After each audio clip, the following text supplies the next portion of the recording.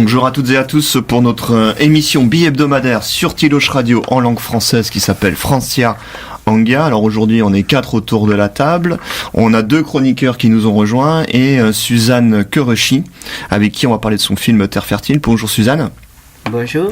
Ensuite, on aura une petite pause musicale et puis on accueille à nouveau Joël Le Pavou, qui est journaliste indépendant à Budapest, qui va nous faire une petite chronique sur LMP, donc le parti écologiste hongrois, puisqu'il a rencontré dernièrement la coprésidente de LMP, Bernadette Szell, et donc il va revenir un peu sur cette interview, et puis on discutera un peu de la situation politique avec Suzanne et avec toi, et puis on finira l'émission avec Antoine, qui a adopté une poule. Donc voilà, donc restez bien jusqu'à la fin parce que ça va vraiment être le sujet important de cette rencontre. Alors aujourd'hui, on reçoit Suzanne qui va nous parler de son film qui s'appelle Ville Fertile, qui est un film qui revient un peu sur l'histoire de la production agricole à Budapest. Le film a été projeté hier soir à Cyclonomia. Antoine y était, je crois que t'as bien aimé Ouais, j'ai vraiment aimé. T'as bien aimé le film. Il y a eu un gros succès. Il y avait 80 personnes pour cette projection et puis surtout derrière toute une dynamique de discussion et les gens très enthousiastes autour de ce sujet. C'est un film qui pose beaucoup de questions essentielles pour nos sociétés. Comment nourrir les villes, la souveraineté alimentaire, la production en milieu urbain, quel type de production, des savoir-faire qui sont en train de disparaître. Donc on va parler un peu de tout ça. Je vais juste te présenter rapidement Suzanne. Donc Suzanne, toi tu es hongroise d'origine. Tu as quitté la Hongrie dans les années 70 sous le communisme ou le socialisme. Tu étais dissidente et tu es allée à Paris. Et à Paris, tu nous disais, puisqu'on est sur la première radio libre hongroise, Tiloche Radio, tu nous disais à Paris, tu as découvert les radios libres en 1980 avec Radio Tomate, c'est ça ? Voilà.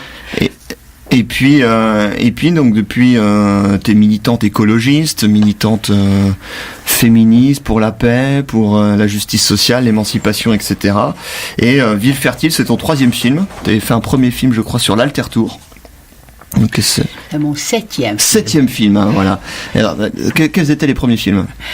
Alors, le premier film, j'ai fait un film expérimental à Budapest encore, en 71, par là. Bon, et après, en 75, je me suis installé à Paris. Et j'ai mis longtemps pour trouver le milieu de cinéma, des thèmes importants. Et donc j'ai eu des projets de films qui ont gagné des projets, mais qui ne sont pas réalisés, 2 films. Et donc le premier film, c'était un film de commande d'Arte. Donc projeté une soirée théma sur la révolution de 56.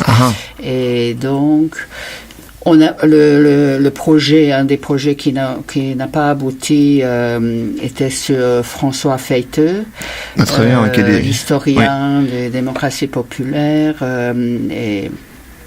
et donc le projet était Un homme, un siècle, qui s'est pas fait, mais Arte connaissait ce projet et donc ils ont commandé un film avec Feiteux. Donc Feiteux a collaboré à ce film. Donc c'était on va dire l'histoire de la Hongrie de 1945 à 89 en 47 minutes. Ça c'était le premier film. Voilà. Bon, je vais pas. Et puis après, donc, moi je connaissais surtout ces 3 films, donc celui sur l'Altertour, que c'est cette rencontre, cette Altertour de France qui est organisée tous les ans en France, où c'est des gens qui se retrouvent en vélo et qui vont d'une alternative à une autre, rencontrer des paysans locaux, rencontrer des gens qui font des choses intéressantes un peu partout en France. Le film Pourrier, qui est un jeu de mots entre courriel, entre courrier et poubelle. Pourri. Voilà, pourri. Sur le gâchis des publicités qu'on reçoit dans nos boîtes aux lettres, etc., qui est un très beau film. Et puis donc ce film où tu reviens à Budapest sur un sujet qui est peu connu malheureusement en Hongrie, mais qui à mon avis intéresse énormément les Hongrois, comme on a pu le voir encore hier soir, sur ces familles bulgares qui produisaient dans Budapest, plusieurs familles bulgares qui produisaient des légumes. Donc d'où est venue cette idée ? Comment t'as entendu parler de ces familles bulgares ? Alors, comment j'ai entendu parler des Bulgares? C'était dès mon enfance, j'entendais beaucoup parler des jardiniers bulgares. C'est ma maman qui m'en a parlé, qui était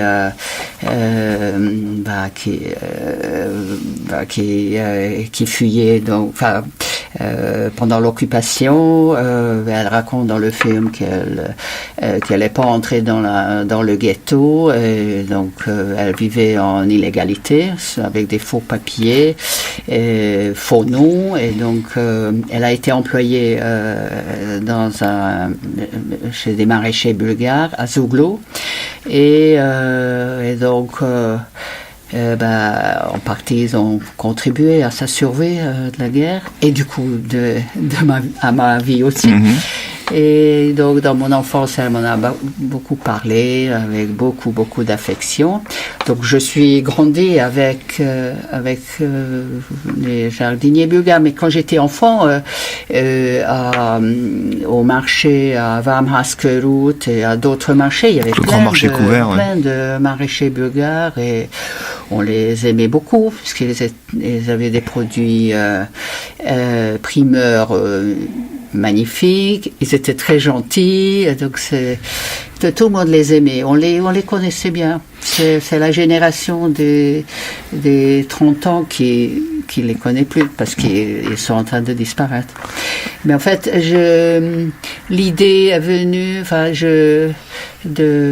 c'est l'agriculture urbaine qui m'intéresse depuis un certain temps, depuis que j'ai connu les villes en transition, la problématique de l'alimentation des villes, où la population se concentre de plus en plus au niveau mondial. Et donc, à un moment, je me dis, mais à Budapest, il y avait déjà plein de choses avant la guerre, et même avant, et même dans les années 50, 60, 70. Et donc là, il y avait Veckerle, dont on avait parlé, mais qui était connu aussi avec leur jardin. Donc, c'est comme ça que...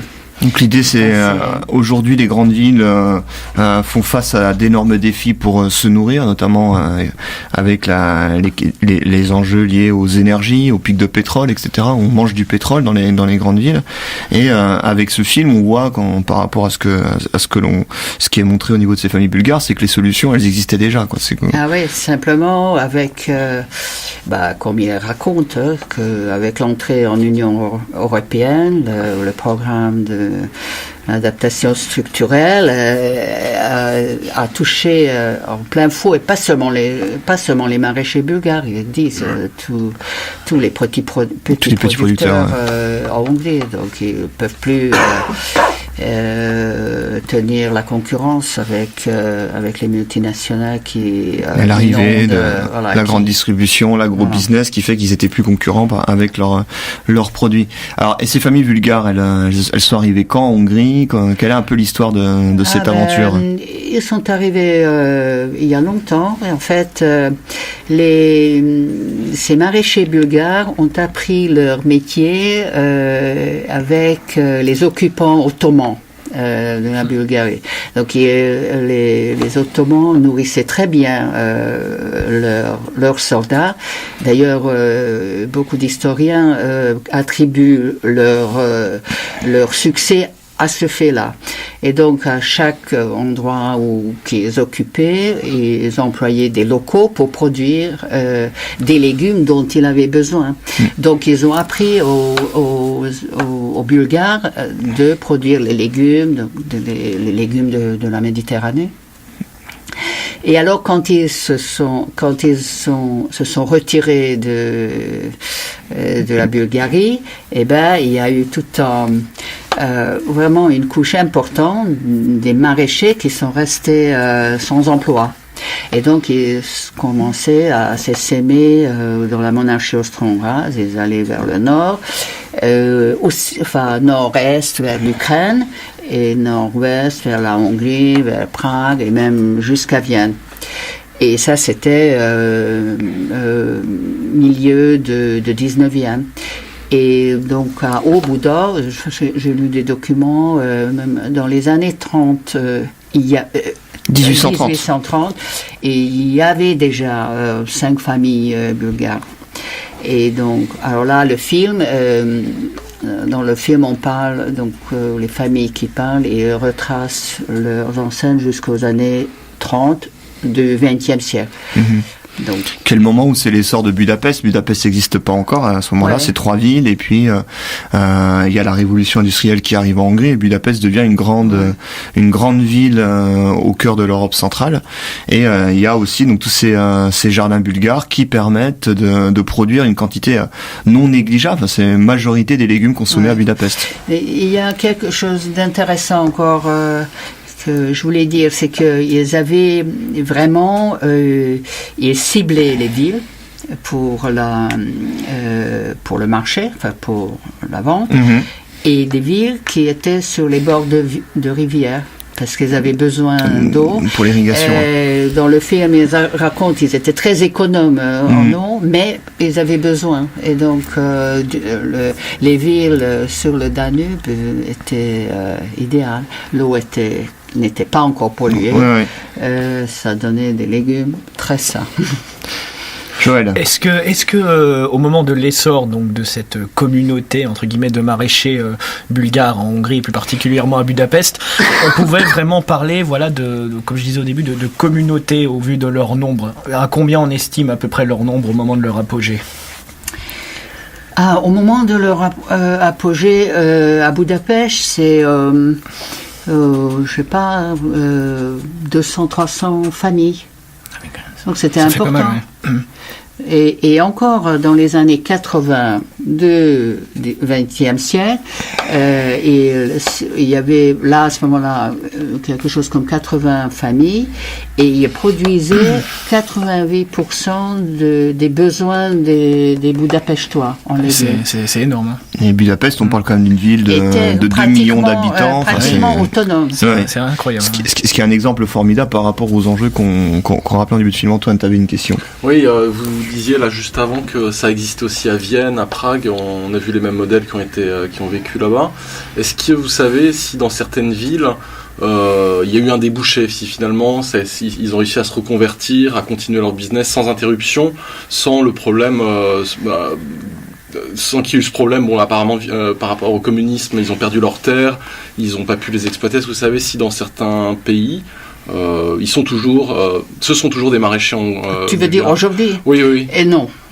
Et Moussef Doncho, le président je ne sais pas comment on dit, l'autorité comme ça. Des minorités bulgares, racontait que c'est en Hongrie que cette technique s'est maintenue, même en Bulgarie. Parce que comme ça. Mais en tout cas, à Vienne et à Prague, ils étaient déjà moins nombreux. À Budapest, c'était une ville qu'ils aimaient, apparemment. D'accord, donc mais ça n'a pas survécu, non. Et donc c'est vraiment Budapest, Vienne, Prague, c'est pas quelque chose européen? Mais déjà à Prague et à Vienne, moins.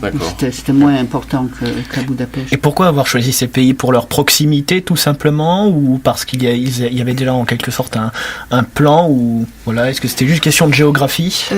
C'était une question de géographie, et c'était la monarchie austro-hongroise où on pouvait circuler librement.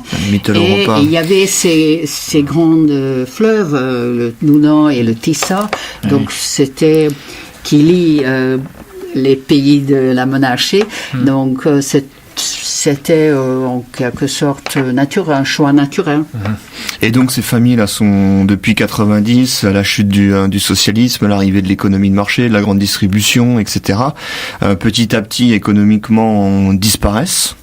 Et ce qui est intéressant dans le film, c'est qu'on voit comment cette partie de l'histoire budapestoise où il y avait une certaine situation de souveraineté alimentaire est rejointe et qui est en train de disparaître, est rejointe aujourd'hui par des mouvements qui sont en train de grandir, notamment le mouvement qui est assez formidable dans un quartier de Budapest qui s'appelle Vekérlé, mouvement de ville en transition de Vekérlé, qui met en place plein d'initiatives. Et ce que tu essayes de faire, le message que tu essayes de faire passer avec ce film, c'est de dire il y a des savoir-faire qui sont en train de disparaître, des gens qui sont en train d'essayer de penser à comment trouver des solutions, comment on peut faire se rencontrer pour que ce ne soit pas trop tard pour pouvoir continuer.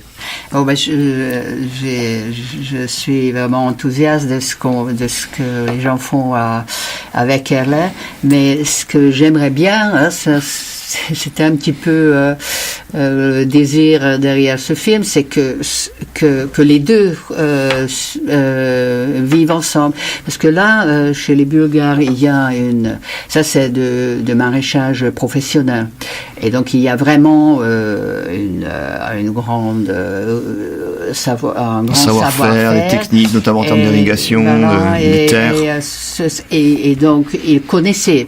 Là, on va dire pendant les années 70 et 80, eux aussi, ils ont changé un peu de technique, mais leurs parents encore connaissaient une agriculture peu consommateur d'énergie, peu consommatrice d'énergie, et donc c'est aussi peu un consommatrice peu d'eau. Il n'y avait pas de produits chimiques. Oui, il n'y avait pas de produits chimiques, donc c'est aussi un petit peu l'avenir.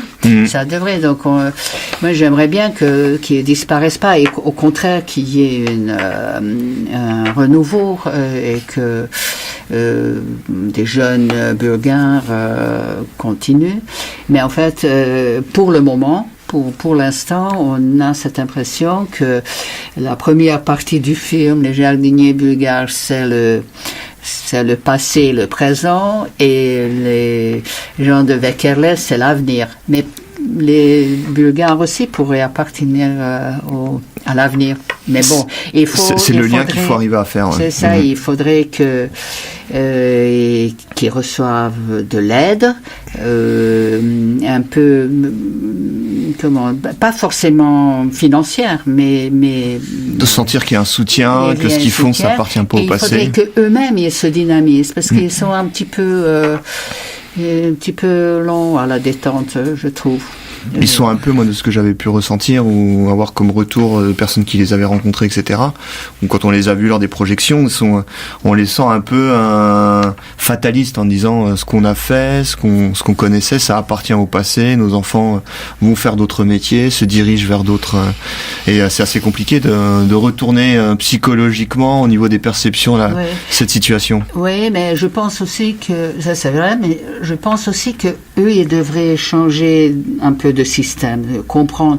Est-ce que dans le film, plusieurs se plaignent du système de Noitbonipiot, de marché en gros, qui les étrangle, qui les étrangle. Et déjà, moi, en discutant avec eux après le tournage, je disais, mais pourquoi vous ne tournez pas vers le circuit court? Et là, ils ont l'impression qu'ils peuvent pas. Ils sont habitués à produire d'une certaine façon et ils ont l'impression que voilà. Ils n'ont pas encore compris que c'est vraiment quelque chose qui peut être important. Voilà. Joël. On parlait de production à l'instant et moi j'avais une question sur les techniques de conservation. Quelles techniques utilisent-ils pour éviter d'avoir à se servir de produits chimiques comme des pesticides ou autres? Maintenant, ils utilisent des pesticides. Ils sont contraints, c'est obligatoire. Ah non, c'est pas obligatoire, mais ils ont adopté ça. Donc ils disent qu'ils n'aiment pas, et ils essayent d'utiliser le moins possible, mais je pense qu'ils pensent que tout le travail de lobby de la chimie a fait son travail, pas seulement chez eux, mais voilà. Et donc ils pensent que maintenant, aujourd'hui, on peut plus produire. Ils se sont un peu soumis à la loi. Sans chimie. Et c'est là que je pense qu'on pourrait les aider. C'est-à-dire que des rencontres avec des agriculteurs bio, qui peuvent leur dire que si c'est possible et comment. Donc qu'est-ce qu'ils font. Eux, ils comprendraient très bien des trucs techniques des agriculteurs bio, mais il faudrait organiser les rencontres. D'autant plus qu'il n'y a pas si longtemps. Etc. Et ça devrait être, je pense, cette autorité de minorité bulgare qui pourrait inciter ça, mais pour le moment, on sent pas un grand dynamisme. Qui bouge beaucoup, malheureusement. Mais ce qui est extrêmement intéressant avec cet exemple des familles bulgares de Budapest, où quelques dizaines de familles produisaient 88% des légumes consommés dans la plus grande ville de la région, une ville de 2 millions d'habitants, c'est que on a des exemples, et qui plus est à l'époque sans pesticides, sans intrants d'énergie fossile, etc. C'est qu'on a des exemples qu'une autre agriculture est possible aussi pour les villes, en milieu urbain, avec des jardins citadins, des techniques d'irrigation pour les sols, etc. particulières, et que ça peut marcher. Et ce film, en cela, tu l'as fait aussi dans une logique d'essayer d'ouvrir un débat, de mobiliser les choses aussi à Budapest, mais aussi de poser des questions dans toutes les autres grandes villes européennes et à travers le monde où cette question-là se pose. Se pose à Paris, par exemple. Là, il y a maintenant un dynamisme intéressant vraiment autour de l'agriculture urbaine. Il y a plein d'associations. Il y a les bergers urbains, les vergers urbains, etc. Ils font un travail super. Et maintenant, il y a donc Paris modifie le PLU, et donc là il y a le PLU qui est PLU, c'est le plan local d'urbanisme, je crois. D'urbanisme, et donc il y a maintenant toutes ces associations se sont réunies et donc ils proposent des trucs et ils essayent de se constituer en lobby pour qu'on facilite l'agriculture urbaine, parce qu'il y a beaucoup de freins. Dans le PLU, dans la réglementation actuelle, il y a énormément de freins, mais bon, on essaie de déjouer, etc. Mais il faudrait qu'il y ait, pour que ça puisse vraiment changer d'échelle, il faudrait que la réglementation urbaine de Paris aussi change un peu. Et quelle réception il a eu le film à Budapest? A eu un peu des retours de médias, des critiques, Eh ben non, j'ai eu des réactions des spectateurs. Beaucoup trouvent que c'est un film intéressant. Comme hier soir, il y a beaucoup d'enthousiasme autour du sujet. Disent qu'ils connaissaient pas les maraîchers bulgares, donc ils ont appris quelque chose. Et donc j'ai reçu des mails écrits où les gens insistent sur ces problèmes, économiques qui étouffent les petits producteurs. Et aussi j'ai eu des réactions du côté des consommateurs qui sont complètement inconscients, qui se rendent pas compte que dans une période de chômage, eux, ils cherchent à manger pas cher, mais en même temps ils mettent en chômage plein de gens eux-mêmes. Oui, c'est ça. Hein. Et plein de gens qui pourraient produire peut-être un peu plus cher, mais il y aurait un maintien de l'emploi. Donc ça, c'est Parce qu'on va conclure sur cette première partie d'émission. Moi, ce que j'ai pu observer depuis plusieurs années en Hongrie, à travers différents colloques que j'ai pu co-organiser, ou encore la rencontre d'hier soir et quelques émissions qu'on a fait aussi sur Tilos Radio avec des acteurs de ces enjeux-là, c'est qu'il y a une dynamique à Budapest, en Hongrie, mais comme partout en Europe, à travers le monde, autour des jardins communautaires, autour des AMAP, autour des coopératives qui se créent un peu partout. On essaye de créer des liens. Et très souvent, dans toutes ces dynamiques, les jardins communautaires, c'est plus symbolique que vraiment quelque chose où on produit. Les AMAP, il y a cette contradiction, c'est que c'est des fermes à l'extérieur des villes. Très souvent, ça demande du transport pour aller vers les villes, et ça pose des problèmes de logistique, etc. Et ce qui est formidable avec cet exemple des familles bulgares, c'est que ça montre qu'il y a cette solution extrêmement ambitieuse de faire vraiment pousser des légumes, des fruits dans les villes, à condition de se réapproprier des terrains, de se réapproprier et aussi peut-être d'expérimenter, d'inventer d'autres techniques pour les sols, pour l'irrigation, pour la production, et ce film en cela ouvre un débat qui me semble extrêmement important, salvateur à la fois en Hongrie et de manière générale en Europe. parce que Corentin vient de nous rejoindre. Bonjour à tout le monde. Oui, tu t'es pas réveillé ou quoi? Non, j'étais au marché de Lőrinc, c'est une petite ville qui est à côté de Vecses, dans la banlieue sud-est de Budapest. Ah, c'est pas la porte à côté. Donc, toi, tu as fait le chemin inverse, tu restes pas dans la ville où les producteurs amènent les produits, tu vas voir les producteurs directement à leurs marchés locaux. Ça fait bien de sortir un peu du centre-ville, des fois, c'est rigolo, c'est un autre monde, c'est à 15 km d'ici, pourtant c'est très différent. Donc je propose une petite pause musicale et puis on revient après avec Suzanne Körösi, qui est donc la Körösi, je sais pas si on doit le dire à la française ou à la hongroise, qui est donc la réalisatrice de ce film Ville Fertile. Donc le film, on peut le voir sur internet gratuitement, on peut aussi faire un don, puisque il n'a pas été fait dans une logique commerciale, mais il y a quand même des frais qui ont été engagés pour réaliser ce film. Et puis n'hésitez pas à regarder le film, à le partager et surtout à discuter autour de vous de ces enjeux qui sont essentiels. Pause musicale. Alors on est de retour dans le studio avec, on va essayer de pas avoir un fou rire parce qu'il y a la chaise de Corentin qui vient de lâcher et il est tombé par terre. Je vois que son petit passage au marché local à Lőrinc, c'est ça, à côté de Budapest, l'a un peu marqué. Il y a des traces.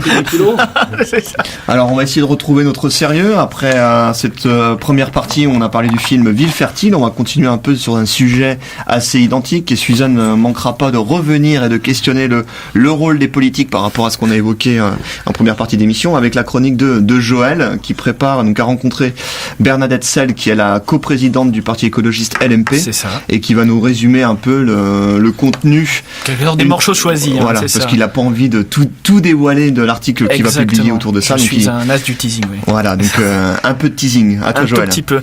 Tout d'abord, je voulais remercier Corentin et Antoine de m'avoir donné l'occasion de rencontrer cette charmante personne, même si je dois avouer que je m'étais quand même préparé au pire, du genre une Cécile Duflot danubienne remontée comme une pendule contre tout et son contraire, ou pire, une Torquemada norvégienne à lunettes rouges, type Eva Joly, on n'est jamais trop prudent.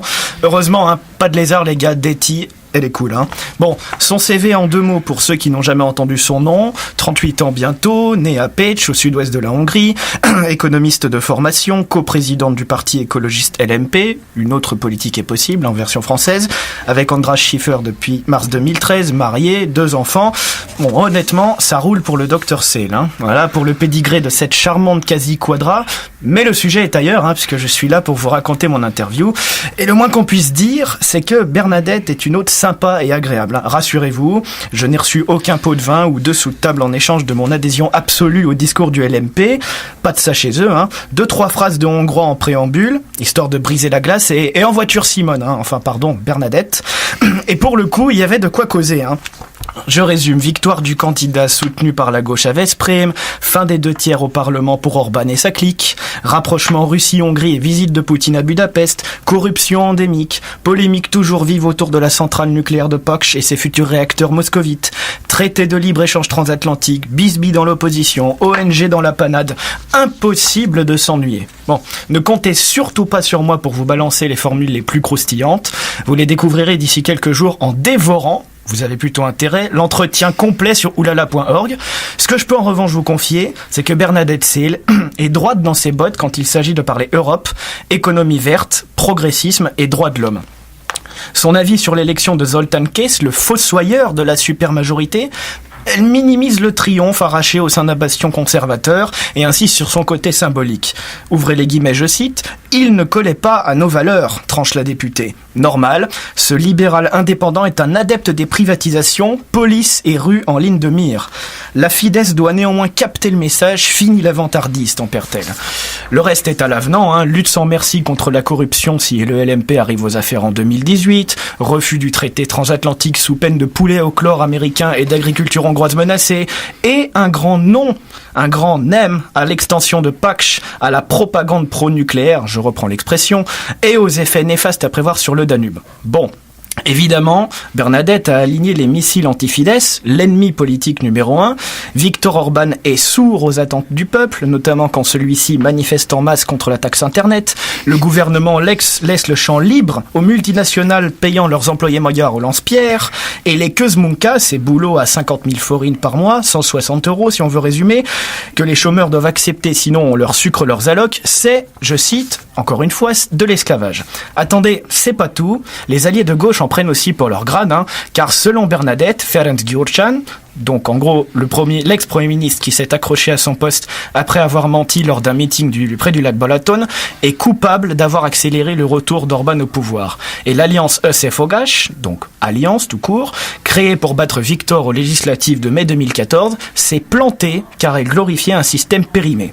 J'en reste là côté critique. Bernadette a déjà assez mis d'huile sur le feu. Je ne vais pas jouer les porte-flingues à sa place. Elle n'a pas besoin de mon aide pour ça. Vous l'aurez compris, c'est du brut de décoffrage dans le texte et la défense des libertés fondamentales chevillées au corps. Exemple sur les médias, où elle déplore un journalisme bridé, verrouillé, censuré par les nombreux patrons de presse proches d'Orban. Là, j'admets qu'elle marque un point. Bon, avant de se quitter, j'ai tout de même tenté un petit exercice de politique fiction, ça mange pas de pain. Orban va-t-il rempiler en 2018 ? Oui, parce qu'en Hongrie, les mandats sont illimités. Qui pour lui barrer la route ? À gauche, hein ? Bon, question prévisible, réponse du même tonneau. Je cite, « Il est trop tôt pour se prononcer, mais bien entendu, nous voudrions avoir un candidat pour défendre nos idées. » Je l'ai vu arriver à 3 km celle-là. Aucun problème, c'est de bonne guerre. Ma curiosité n'a pas été entièrement satisfaite, mais peu importe, la rencontre était cordiale, courtoise. Ces 90 minutes ont filé à la vitesse de l'éclair. En plus, j'ai justifié l'utilisation de mon dictaphone et gagné un badge d'entrée dans les bureaux parlementaires. C'est quand même la classe, hein. Disons-le franchement, je retenterai bien l'expérience. Voilà ma conclusion. Merci Joël. Des réactions ? Corentin, tu veux dire un mot sur cette chronique ? Non, j'ai juste entendu qu'au Parlement, on a parlé ces derniers jours du traité transatlantique et on connaît la position du LMP. Elle est très claire sur ce sujet. La position des autres partis, c'est beaucoup plus nuancé, beaucoup moins clair. Par exemple, le Fidesz lui-même souffle le chaud et le froid. Hein. Il y a le ministre des Affaires étrangères qui dit tantôt que tout est possible et tout est négociable et on est plutôt pour. Quand Orban le lendemain dit l'inverse et qu'il n'en est pas question, parce que ce serait remettre en cause la souveraineté de la Hongrie et donner et créer un cheval de Troie de plus pour les Américains, bon, ça me paraît une question essentielle et c'est la nouvelle question qui s'invite dans le débat politique en ce moment en Hongrie. Et pour le moment, on est encore incapable de savoir ce que va décider la Hongrie sur ce point. Et ça va être intéressant, puisque, si j'ai bien compris, il faut que tous les pays de l'Union européenne votent ensemble. À l'unanimité pour que ça se fasse. Donc la Hongrie pourra encore faire parler d'elle pour le meilleur, peut-être. La Suisse de l'Europe. Dans les semaines et mois qui viennent sur ce traité assez délirant. Suzanne, tu voulais interpeller les politiques hongrois, notamment à Zuglo. Non, mais je voudrais juste dire un mot. Je suis contente d'entendre parler de TAFTA ici, parce que moi, je discute avec des gens. Je n'ai pas rencontré une personne qui aurait su ce que c'était. Attends, c'est complètement obtus. Hein. Personne ne sait véritablement. Donc, je suis contente que quand même quelques députés en parlent, mais je suis frappée par cette totale ignorance des gens de la rue, et je parle des intellectuels. En Hongrie ou en France? Hongrie. En Hongrie. Ah non, en France... le débat est très très récent sur cette question. Il est en train d'arriver. Ça émerge à peine. Hein. Je pense qu'avec le Jobbik qui va se prononcer contre, okay, et toute la rhétorique autour de la souveraineté nationale du Fidesz, je pense que c'est une question qui va devenir cruciale dans les semaines à venir. Ici ? Je pense. Non, mais il faudrait que la gauche, déjà, j'aimerais Est-ce qu'il y a une gauche qu'on appelle la gauche?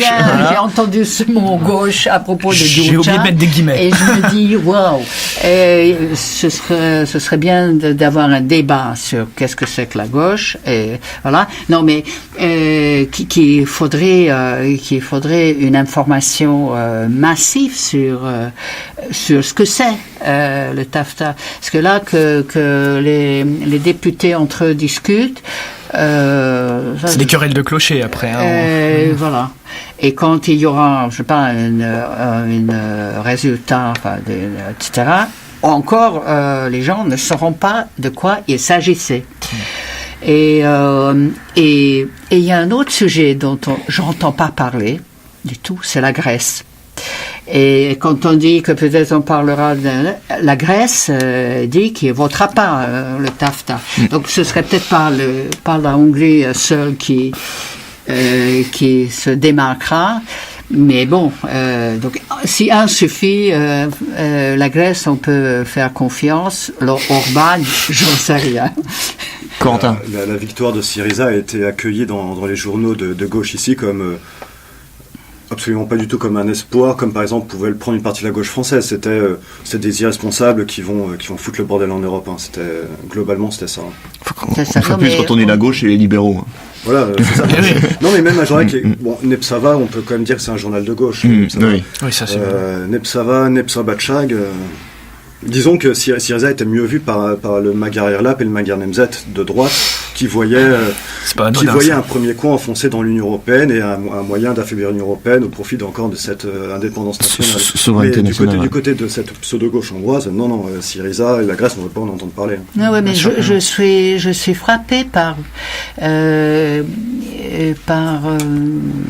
l'absence de l'international dans la presse hongroise et européenne. Dans la Hongrie, qui est quand même un membre de l'Union européenne, mais quand j'ai appelé des gens avant les élections en Grèce, mais personne n'était au courant qu'il y aura des élections, quels sont les enjeux, pourquoi, et tout, rien. Après, on en a parlé, et donc encore une fois, c'est dans des termes obscurs. Donc, il n'y a pas plus de journalistes qui s'occupent de l'international. On prend des agences de presse et puis voilà, c'est exactement ça. Et dans les médias dominants, quand on parle de l'international, c'est juste pour parler de faits divers, de catastrophes naturelles ou de massacres, d'inondations. Et ça reste un sujet très secondaire dans les informations en Hongrie. Tu voulais parler de politique locale à Zuglo. Ah oui, donc c'est un petit retour au sujet du film. C'est que le film, les Bulgares commencent, la partie des maraîchers bulgares commence à Zuglo par Živkova Verka, une dame donc jardinier maraîcher bulgare maintenant à la retraite. Et elle est devant le jardin de ses parents, où elle avait travaillé aussi, et on voit dans le film que c'est un terrain en friche. Un terrain important. Donc, ce serait super si, après examen de sol, etc., si ce terrain pouvait être rendu à l'agriculture urbaine. D'autant plus qu'à Zuglo, vu qu'on parlait de LMP, il y a une mairie qui est une mairie PM, donc un dialogue pour la Hongrie, qui est un parti qui a émergé, qui est un peu le LMP canal historique aussi, qui étaient les fondateurs de LMP, et qu'ils ont une mairie où je me suis laissé entendre dire que ces réflexions sont présentes au sein de la mairie autour des questions d'agriculture urbaine et l'exemple des familles bulgares à Zuglo, ce terrain qu'il faudrait voir où il est et leur dire allez regarder, est-ce que ce terrain est public, à qui il appartient, comment, est-ce que les sols ne sont pas trop pollués, parce que c'est aujourd'hui l'une des difficultés de l'agriculture urbaine, on n'a pas parlé en début d'émission, avec des métaux lourds, etc. Je crois qu'il n'y a pas eu d'usine autour. Et donc ça pourrait être là aussi un laboratoire et un exemple extrêmement intéressant de réappropriation de souveraineté alimentaire dans un quartier de Budapest à Zuglo, qui par ailleurs, on n'a pas parlé encore sur Tuloche Radio, met en place un peu un équivalent de revenus de base, de minima sociaux pour l'ensemble des personnes résidant dans le quartier de Zuglo. Je pense que si la nouvelle mairie veut propulser cette idée, je pense que par exemple, en France, il y aura plein de gens qui pourraient aider, qui pourraient donner, être conseil de démarche, comment commencer, et encore une fois, les maraîchers bulgares qui existent encore. On va continuer sur un sujet pas si différent que ça, avec notre ami Antoine qui va parler d'un projet dont il a entendu parler, adopter une poule. Alors qu'est-ce que c'est que cette histoire ? En fait, c'est pas adopter une poule, enfin pas exactement. En fait, moi ce que je vais vous donner aujourd'hui, c'est des pistes pour contourner une loi ou une réglementation. Alors je vais pas vous parler. Ce qui est très hongrois. Voilà. Ce qui est honteux. Mais je pense même que c'est très international. Donc en fait, je vais pas vous donner une piste pour faire de l'évasion fiscale, parce que ça c'est pas illégal. Et puis. Et tout le monde, tous les gens concernés savent comment faire. Tu t'appelles pas Gad Elmaleh pour certains, et donc c'est un concept dépassé. Non, moi ce dont je veux vous parler, c'est de la réglementation sur la possession des animaux de basse-cour à Budapest. Car oui, il est interdit à Budapest, avec certaines exceptions dans certains arrondissements, d'avoir chez soi un cochon ou une vache. Il en va de même avec les poules, qui sont pourtant des animaux tellement attachants et qui ont la particularité de pouvoir pondre de temps à autre un œuf qui mettra de la joie dans vos assiettes. Dans la salle de bain. Ouais, aussi. Eh bien, des petits malins vous proposent de contourner cette réglementation de la manière suivante. Vous adoptez un poulet qui vous gratifiera de quelques œufs par semaine, pour vous remercier de ce geste humaniste. Il s'agit d'une page Facebook qui s'appelle Adopt a Laying Hen, autrement dit, adopte une poule pondeuse. Alors, Kukori, Kukora, Toyashbol, Lesat Choda. Comment ça se passe? Lors de l'adoption de votre poulet, vous ferez un don de 2000 forints et les 60 œufs suivants qui sortiront de son croupion seront les vôtres. Les œufs seront ensuite déposés dans un point de collecte sélectionné, 2 pour l'instant et plus à venir, et vous pourrez venir les chercher. Comme vous savez maintenant que l'œuf sort du croupion de la poule, vous allez me demander: mais d'où sort la poule dont l'œuf sort du croupion? Eh bien, la poule adoptée est en pension dans une petite exploitation familiale dans les Matras, dans le village de Bodogne.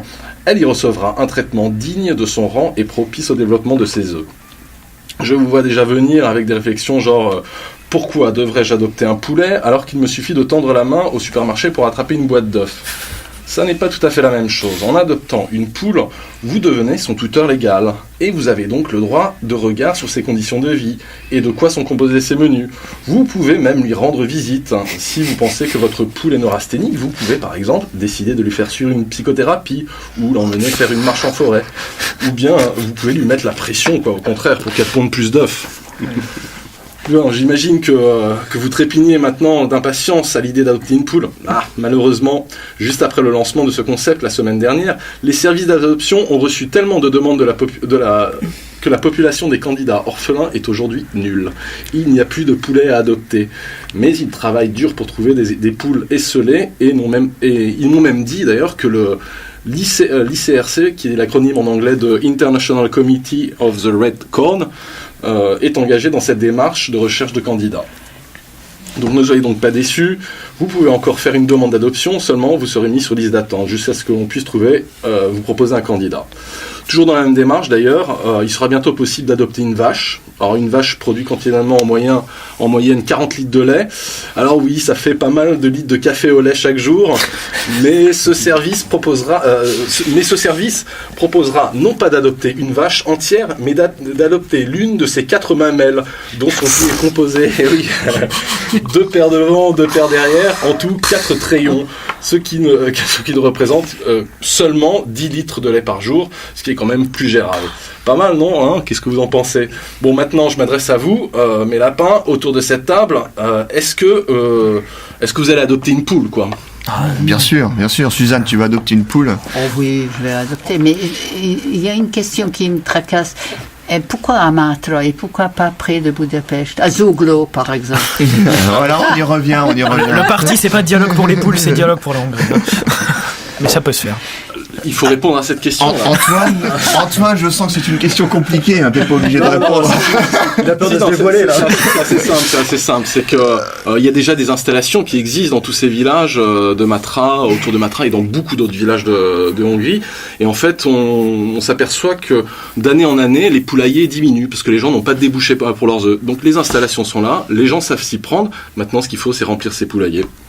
C'est ça. Et puis ici, il n'y a pas de poules pour le moment. À ce moment-là, on peut démultiplier ces fermes où on peut adopter et rapprocher de. Aussi.